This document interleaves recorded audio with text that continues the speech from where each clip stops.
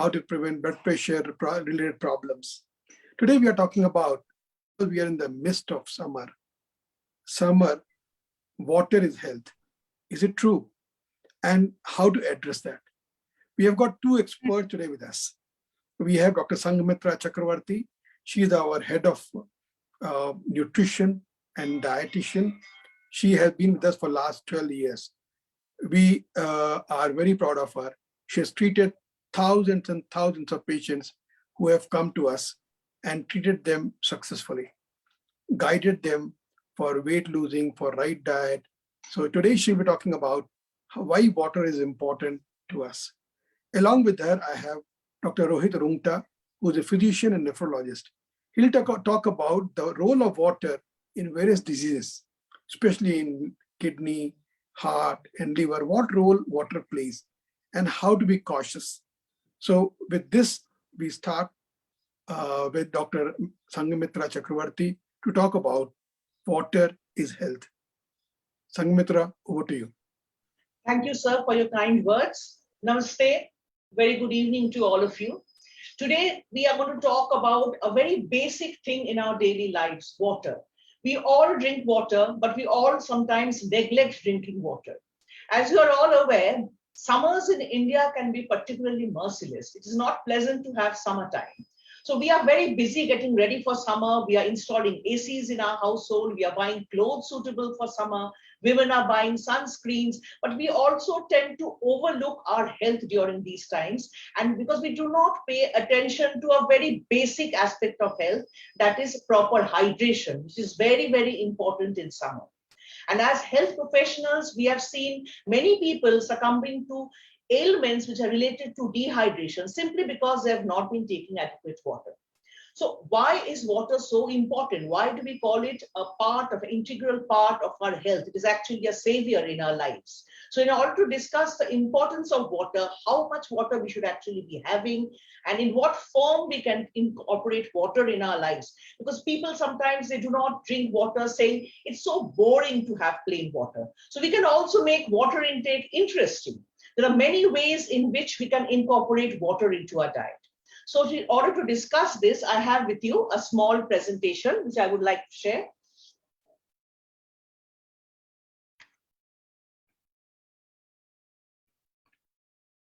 So water is health because mainly the proportion of water in the human body, you see, is up to 70%. So we humans are basically made of water.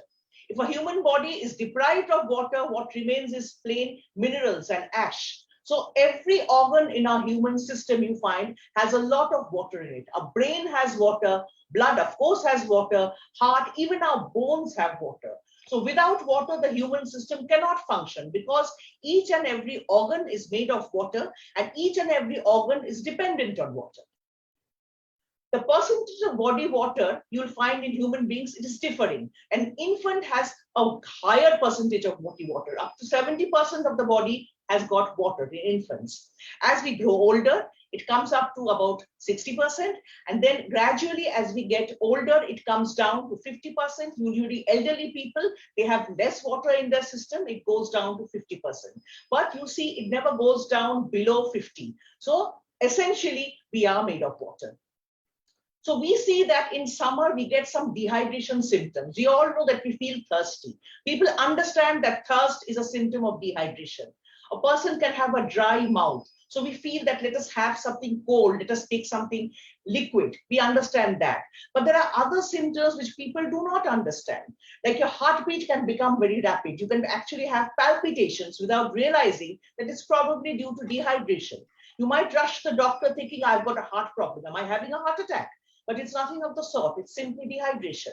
Headaches, very common to have headaches. So what do? We pop in painkillers, but simply not drinking water can give us headaches. A dry skin, very common in summer. So what we do, we start putting creams and lotions and all, but simply if we do not drink water, no matter how much of care, how much of cosmetics we use, the condition will not improve. Our skin is the largest organ. It has got a long surface area. So obviously during summer, it is exposed to the intense heat and we lose a lot of moisture from the skin. So automatically the skin becomes dry. So in order to prevent that, it is essential that we drink water. And of course, decreased urination is another symptom. You can actually feel it that you are not drinking water when you stop urinating in the right proportion or your urine color turns dark yellow. Also, the body temperature and water are interrelated. Water in bodies, actually it acts as a coolant. If you have a lot of water, adequate quantity of water, it's not that you will not feel hot, but then your body temperature will be maintained. A very, very important work of the water in our systems is to keep the body temperature normal, to prevent our systems from becoming extremely hot, because we have a range of body temperature in which we are comfortable. If your body temperature falls below that, there is complication, your organs do not function well. Similarly, if the temperature rises a lot, then also the organs do not function well. And we know that up to say a 3% water loss can result in health problems. And 15% water loss can even cause death. We hear of heat strokes. Why? Because the body has lost so much of water, the body temperature rises, and that actually what happens is the organs, they start malfunctioning and the person can die.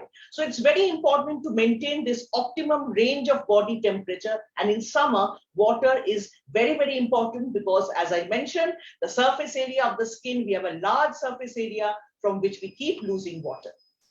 So how much of water do we actually have?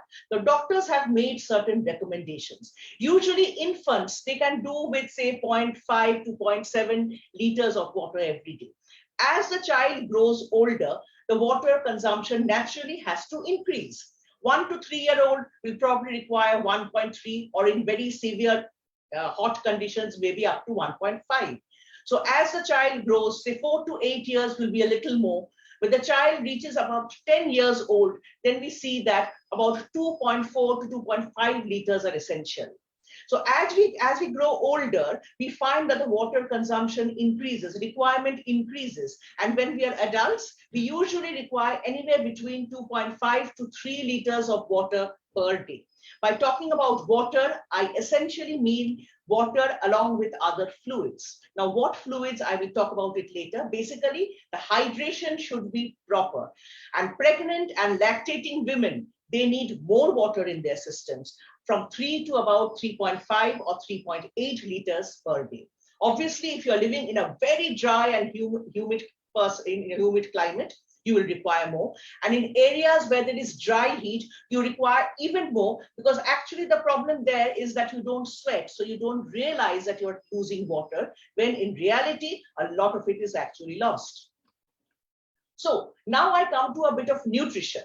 We talk about nutrients. As a dietitian, I tell my patients, okay, you must have carbohydrates, proteins, fats. Even normal people require that. We talk of vitamins, we talk of minerals, but do we ever think about water as a nutrient? The meaning of the word nutrient is something which gives us nutrition. So we talk of carbohydrates and proteins and fats and vitamins. People keep on taking pills and supplements. We are very aware of all these things. But in the language of nutrition, a new nutrient is water. Water is also considered to be a nutrient, because if we do not have water, all the fat, protein, and the vitamins that we take will go to waste. Because, as I mentioned, the basis of our body is water. We need water for proper metabolism, for digestion, for the transport of nutrients. We need water to lubricate our joints. We need water to keep an optimum body temperature. And we need water to detoxify our systems. Now, coming to detoxification, everybody nowadays is interested in a detox diet. I have many people talking to me about detoxification and asking me, how do I detox myself? Many people are there who love to have fancy diets. They follow fad diets. They follow special detox diets. But it is not known to most people that the biggest detoxifying organ we are carrying within ourselves, the liver. The liver is an extremely efficient detoxifying organ. You don't need detoxification from outside. And the liver also has got the kidney to help it in detoxifying our system. But we have to help our liver and kidney do their work well. And how do we do it? By giving them the tools that they require to detoxify. The first is water. If we drink adequate water, automatically our liver and our kidney will detoxify, flush out the extra toxins from our system. Our immune system will also improve. We do not need anything from outside. Similarly, we also have the antioxidants coming from the diet, which also act as a support system in detoxification. So when I'm talking about water, many people say that we are tired of drinking water. How boring it is, especially children. They are not interested in drinking water. So how to incorporate water into a child's diet or even a teenager's diet or sometimes even in an adult diet? We also have lots of fruits and vegetables which give a lot of water. So watermelon, typically available now, it has got 92 to 93% water. Tomatoes have 94. Cucumbers can go up to 96% water. So if you're bored of drinking water, eat your water. So how can we eat our water? By having healthy salads and fresh fruits. But remember, not fruit juices which are canned or with sugars, because that has a dehydrating effect. So if we have a lot of fancy salads with plenty of a good layout of vegetables and fresh fruits, we can automatically add a lot of water to our diets. Another very important point is that we generally think that since water is a fluid, in order to make up for the fluid loss, why not go for a sugary beverage, a fancy beverage? The soft drinks are there, canned juices are there, but sugar does not have the same effect as plain water. Water is water by itself, the best hydrating stuff here. You cannot compete with water, not even tea. Yes, tea can cause some amount of hydration, but remember, tea has got a little bit of caffeine. Coffee is no, it's got a very dehydrating effect. And any sugary beverage, they have a lot of chemicals, they add to the calories, they have sugar added to it, which actually makes you more dehydrated. They are not only adding harmful calories, they're also not quenching you of the thirst. It's very common to see that after taking a soft drink, we still feel, oh, I'm still thirsty. There's something else. Try having a glass of cool water and then try having a glass of some beverage and see the difference.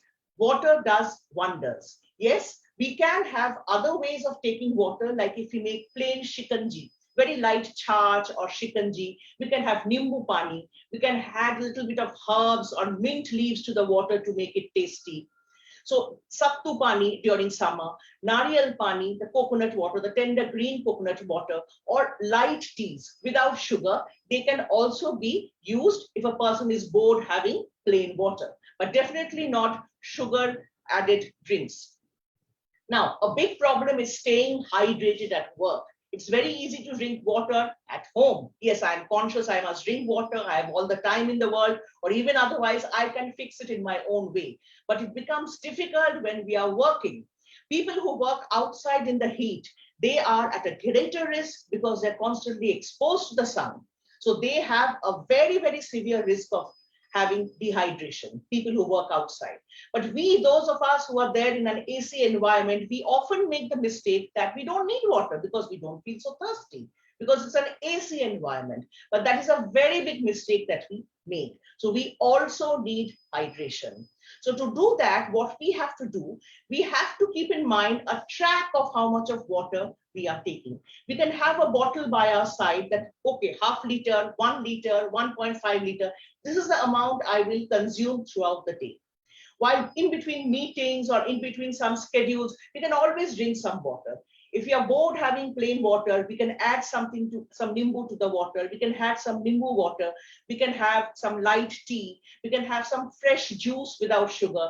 But otherwise, if we do not have this, if we do not hydrate ourselves properly, if we do not have adequate water at our workplace, it is very common to go home and get headaches and have all kinds of sleep problems.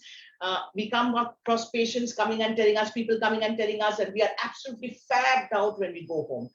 So it's not always about work pressure. Probably it is simply because you have not hydrated yourself properly. But remember, Water, there's a saying by Lucretius. He was a Greek scientist. One man's food is another man's poison. I definitely, as a dietitian, would say that everybody needs water. But is it really everybody? No, it can actually harm certain people. You need to keep a track of how much water you are taking if you have any of these problems. One is cardiac problem. If you are a known heart patient and there is some problem with the pumping of your heart, you should not have excess water. Similarly, if you have a kidney ailment, you're a known kidney patient, you're on dialysis or going to a nephrologist, please make sure to check with your doctor how much of water you need. For serious liver ailments, those who have ascites meaning they have water in their stomach, water edema accumulation, extra water accumulation, retention in the body, those people should always check with the doctor, and under medical supervision, they should take water.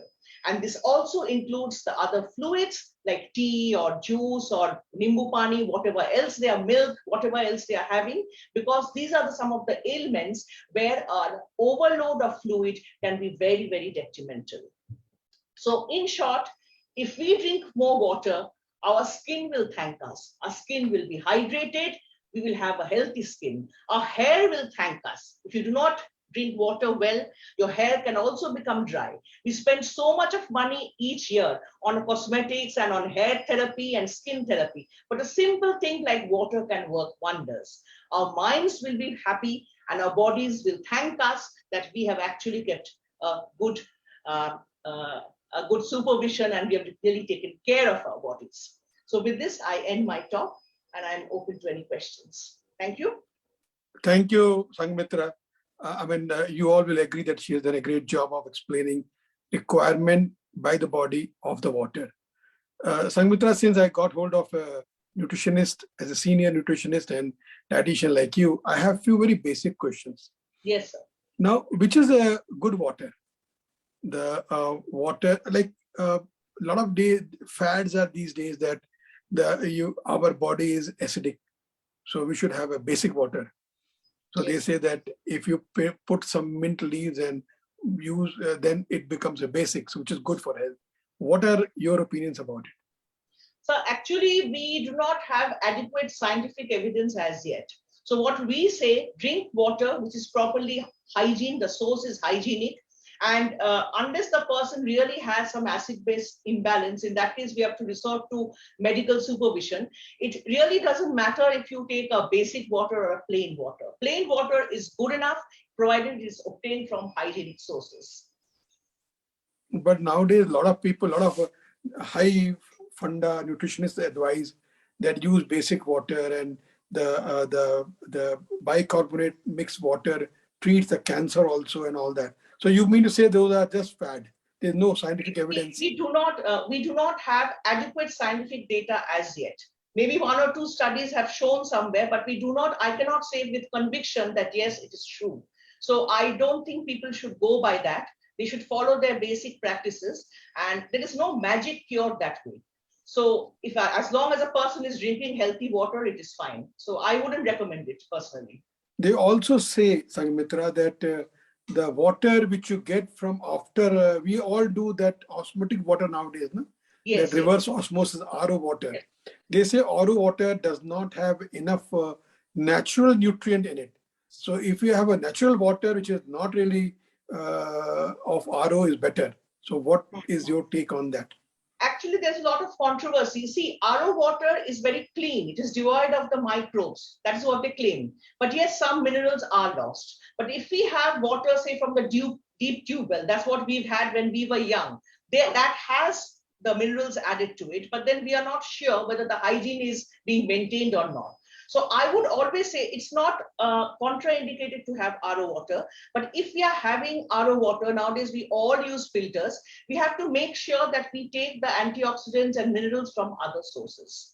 So basically I would recommend, okay, fine, go forward, have your RO water. But as I said, you can also eat your water. So get your minerals from the vegetables and fruits to combat this, because it's a case of hygiene and we cannot compromise on hygiene also. So you are saying that if you are leading a normal life and eating normal vegetables and getting the sources of minerals from the vegetables and fruits, then any Yes. water you drink, RO water, any water is Fine. okay with. Fine. It's So absolutely RO waters are not big no-no. And also somebody asked question that the mineral water is better than the normal water, and or what is it? mineral water. Basically, what is claimed is that it is packaged hygienically. But it's again a matter of hygiene. It is not that it is superior to RO water. It also depends on the container in which we are using the water. If the water that we are using, the container is clean and we are using RO water or filtered water, it is absolutely fine. When we are traveling, that is a time when we do not have an access to clean utensils or we are not sure of the source of water. That is a time when we recommend mineral water. Otherwise, it is absolutely fine to have RO water or home filtered water. I have a few more kind of doubt in my mind. See, nowadays, a lot of WhatsApp is a new university which imparts a lot of knowledge. And WhatsApp University of late has been talking about water in a plastic bottle stored for a long time. What is your take on that? Water stored for a long time in plastic bottles, especially that has been exposed to sunlight, it is not recommended. We have to be very careful. So plastics anyway are not very good for health, especially the plastic, the quality of the plastic. If it's cheap plastic, usually the water which is sold outside, that comes in very cheap plastic. We do not know how it's been handled, and sometimes it is kept out in the sun. So that is not at all recommended. Actually, minimum plastic use is best. We usually ask people to keep, nowadays we have gone back to the old system of using glass bottles and maybe the earthenware. We are now going back to that age because plastic is never recommended, especially if it's been exposed to the sun. And most of the time in transportation, plastic will be exposed to sun. It will be exposed. Right. Again, a lot of people come and tell me, a lot of people are doing it. They are going to the market and buying that ghada, you know, that earthen ghada. Yes, and yes. they say earthen ghada is better than the fridge. So what is your take on that? Yeah, because there's a lot of controversy regarding the cold water. Because cold water, what happens is what people think, it's not entirely wrong. If we have very cold water after the food, after we eat, there's something called sludge being formed in the stomach because it kind of slows down the digestion. It is said that the enzymes, the digestive enzymes, they don't work well. So we always recommend that don't take cold water immediately after eating. Actually, we don't recommend taking any kind of water after eating. Some people think that cold water actually gives them chills. It is very harmful for health. Usually, it is not contraindicated if you don't suffer from colds and coughs and a sore throat, but definitely not to be taken after meals, as I said. Earthenware, it is a natural process. It keeps water naturally cool. So it is always nice to be very, go natural. So that is the reason why many people they are not taking cold water due to all these things and going back to earthenware, which is absolutely fine. If you're okay with earthen water, natural cooling water, that's absolutely fine. Thank you, Sanghamitra. My question that we should drink water after food, you have already answered. So with that, we thank you very much, Sanghamitra. Please stay on the on the show. We like somebody may ask question which may have to go back to you. Now I'll move on to Dr. Rohit Rungta. Dr. Rohit Rungta is our senior consultant, physician, and nephrologist. And he's a very, very Kabil doctor. And we have brought him into the show that water, how does it affect and what needs to be done when you have a problem? You have a heart problem, you have a kidney problem, you have a liver problem, then how do we treat our water with what needs to be done? So with this, over to Dr. Rohit Rungta. It's a very good evening, sir, and all the listeners here. Thank you, sir, for getting me on this platform. So I think much has been told aptly about water and the importance of water, especially in the summers, and how it is related to our diet and our general well-being, general health, about the skin, the hairs. And this was a very important point that we are losing lots and lots of money on healthcare, which can be totally controlled with just a simple thing, water. So what I'll talk about is how is water important for the kidneys, the livers, and the liver and the heart, and when not to drink enough water. So as it is summer, as aptly told by Sanghamitra, that water is very, very important, especially in summers. So as we all know that our body is composed of 60 to 70% of water, and every body part needs water. Water has few very simple facts that can be observed by drinking lots and lots of water. So one, it flushes out the toxins as was previously described. It flushes out the toxin from the liver. It flushes out the toxins via the kidney. It flushes out the toxins from the blood. Second, it helps to maintain the blood pressure. So a very good amount of water, drinking good amount of water actually dilates the blood vessel in simple terms, if I would say. So it dilates the blood vessel. It keeps a very good supply of blood to different organs of the body, which helps the organ to perform better. So a very simple example would be, since I'm a nephrologist, I will tell a very simple example, which is known as acute kidney injury. So one of the most common causes of acute kidney injury is when the kidney shuts down, when you start producing less amount of urine and when the creatinine starts rising up. So one of the most important cause of acute kidney injury is drinking less amount of water. When you are vomiting profusely, when you have a severe dehydration, when you have severe diarrhea and you are not replacing it with an adequate amount of fluid. So a very simple fact that you're drinking good amount of water in spite of your vomiting or if you have a diarrhea can prevent you from a kidney injury. So that is the point where water is very important. Same as with the heart. It has been shown that drinking good amount of water helps the heart to function very, very properly. So it keeps the heartbeat proper, it keeps the blood pressure proper.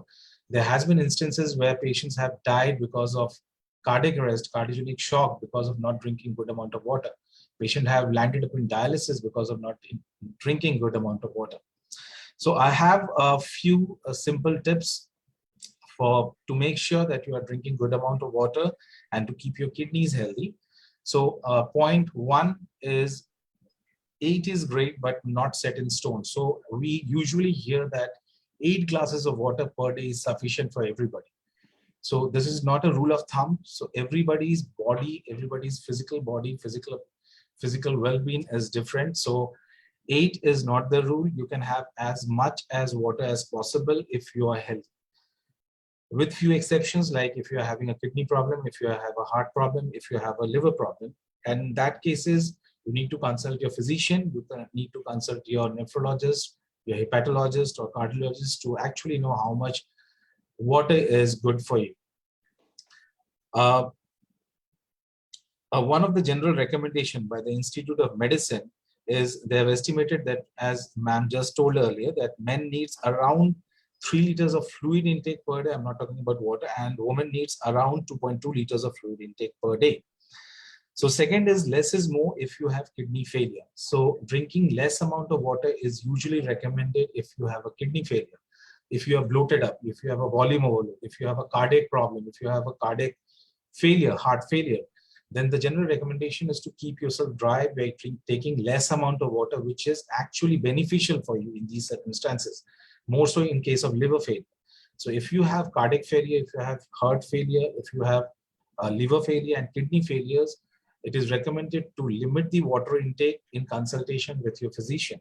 So the general notion is to keep a balance between the intake and the output, because these organs are primarily involved in water hemostasis. So kidney is the most important organ, which plays a very vital role in water hemostasis. Hemostasis is how you maintain the water balance in the body. So if the kidneys are deteriorating, the function is deteriorating, the kidneys are not functioning properly. If you take around 3 to 4 liters of water, it cannot pass it out in the urine, right? So if your livers are not functioning properly, the water might accumulate inside the body and may cause more problem than being beneficial to you. If you have a heart failure, the heart is not pumping properly, along with the kidney failure is there or not, again, drinking much water can accumulate that water inside the body. You can have your limb swelling, the feet can be edematous, there will be ascites, there can be fluid inside the stomach. You can have the shortness of breath whenever you walk around, which might indicate that you have water accumulating inside the lungs. So a simple urine, a bedside test, which we could say is your urine can reveal a lot. So even at home, if you feel like your urine is slightly dark in color, tangent color, mustard colored, or you're passing less amount of urine, you can be pretty sure that you are drinking less amount of water. If you're feeling thirsty, God has gifted us with very good senses, right? So you can feel like nobody needs to tell you, no doctor, no physician needs to tell you that you are dehydrated. You can feel it when your tongues are dry. You're feeling thirsty. God has given us this ability that whenever you're thirsty, your brain tells you that you need to drink up water to keep yourself healthy. When you pass this level, you pass this threshold level, you become diseased. So God gives you various signs and symptoms to tell you that you need water right now. So whenever you feel thirsty, go and drink water. When you feel tired, you're working out in the sun, as ma'am was saying, you're perspiring, drink lots and lots of water in any form, whatever form you like. So as I said, when your urine is dark yellow, it indicates that you are dehydrated. Make up with water. So water also prevents the URS. Medically, what we can say about the importance of water is known to prevent kidney stones and UTI, urine infections. So the treatment for urine stones, for any kind of stone, along with the medical management or the surgical management, is drinking very good amount of water. So the basic funda of why the stones are formed in the body, the kidney stones are formed, is because of supersaturation of urine. So one of the common reasons of supersaturation of urine is because of concentrated urine, which happens because we drink less amount of water.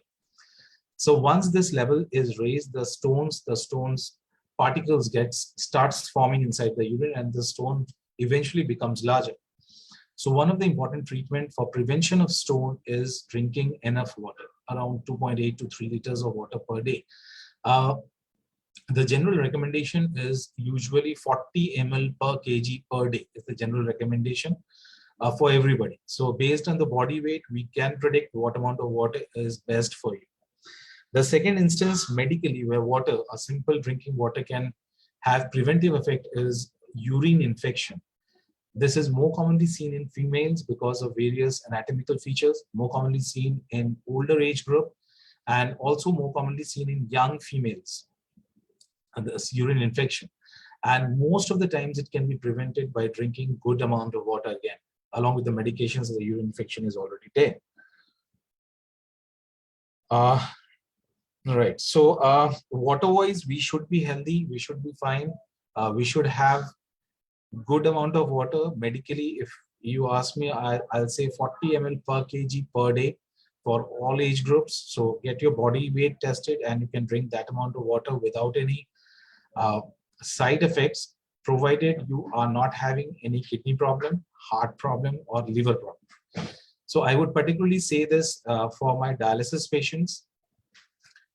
They severely need to restrict their water intake. Most of the patient comes and asks if they're on dialysis, what is the adequate water intake? So most of the time we ask patients to keep themselves on around 800 to 1 liter of fluid intake per day, inclusive everything. So that is what is required, because that is the amount which, because most of the dialysis patients do not pass urine, and this amount usually replenish the insensible loss that happens from the body. Second most common questions that we usually get in our clinics is, what is the adequate amount of water that one should drink if they have a kidney problem? So so this is not a rule. I've seen many patients drinking just 1.5 liters of water per day.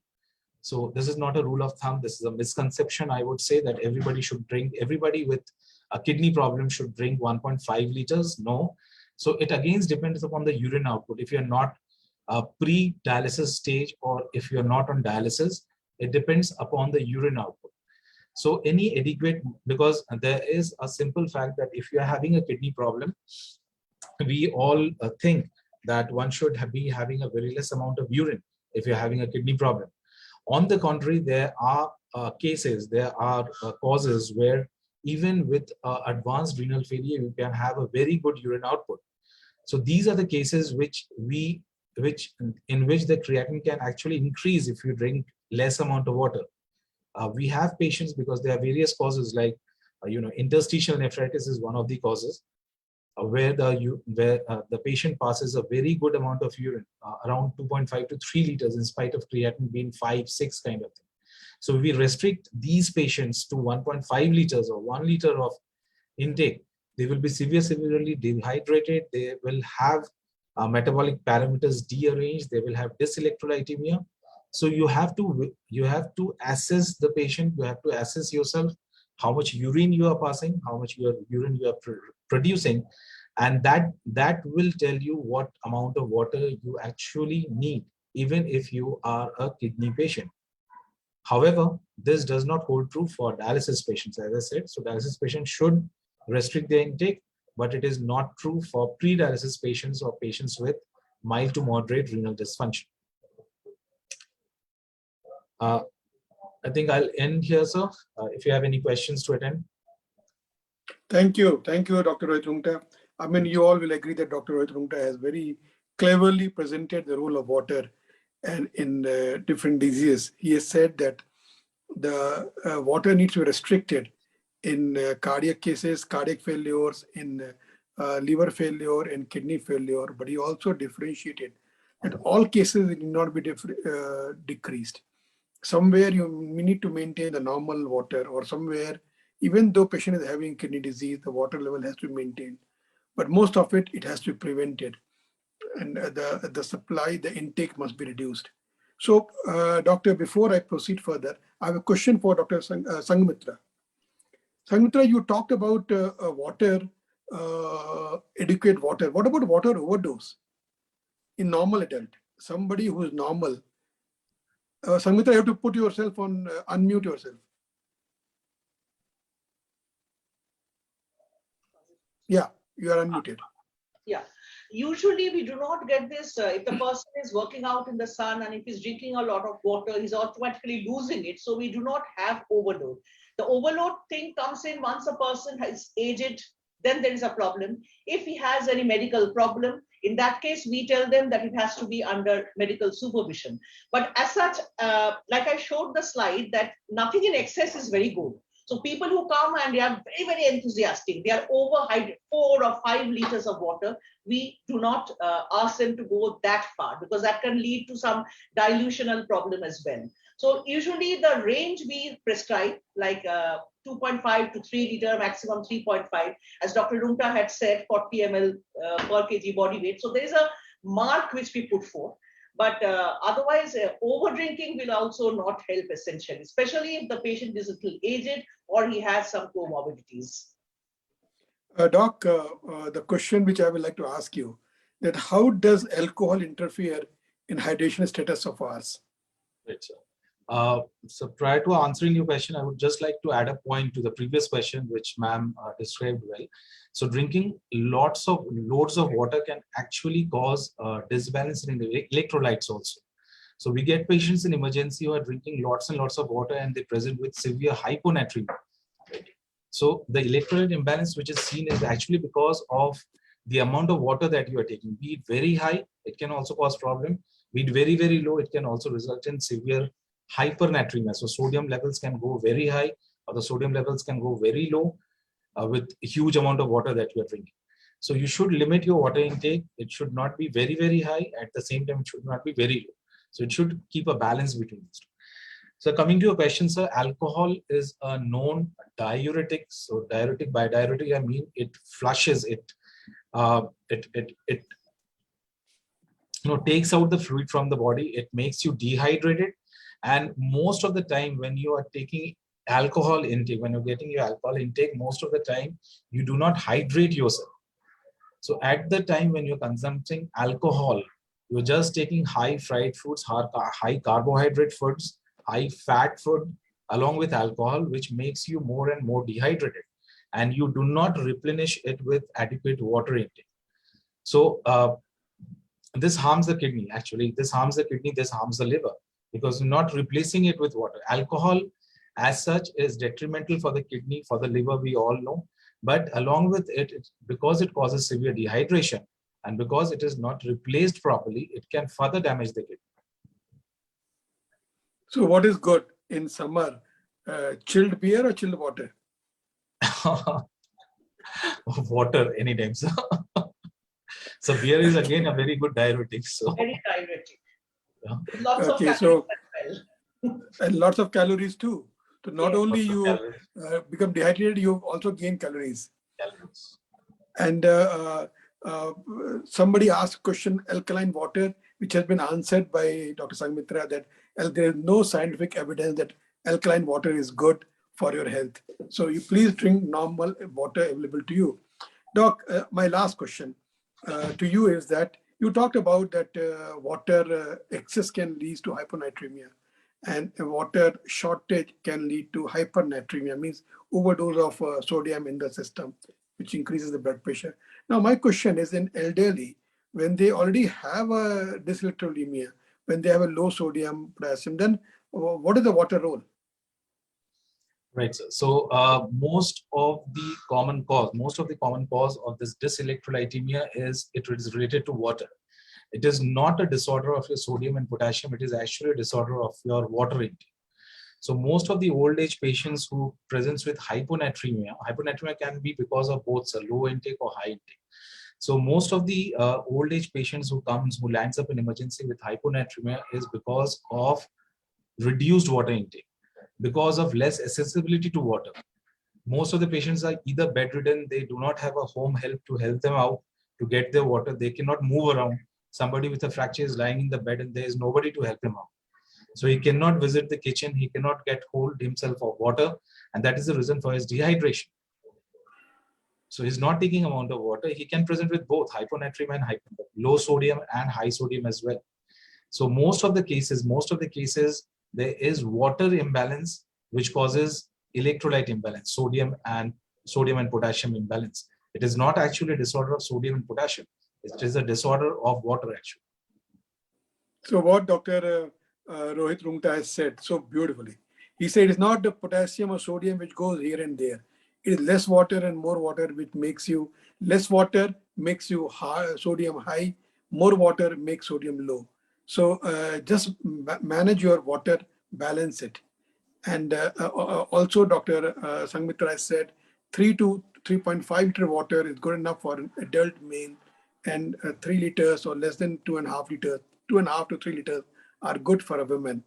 And alkaline water has no hold over our body, which is better than other regular water which are available to us. So with this, we come to end of our webinar. Thank you very much for joining us. I'm extremely grateful to Bengal Chamber of Commerce and Industries for being our partners. I'm extremely thankful to Rotary Club of Calcutta, Vienna for participating with us and taking our message to you. Thankful to Sanghamitra and Dr. Rohit Rungta that both of you could take your time out, and for a good health, drink water. Water is something which is 70% of you can't avoid it. Water in any form is good. Coconut water is as good as Sanghamitra said, Nimbu Pani or Chas. Water in any form, which is not sugared or which is not carbonated, is good for you. So water in any form, which is natural form, is good for all of us. Stay healthy, drink water in this summer. Thank you. Namaskar. Have a nice weekend. Thank you.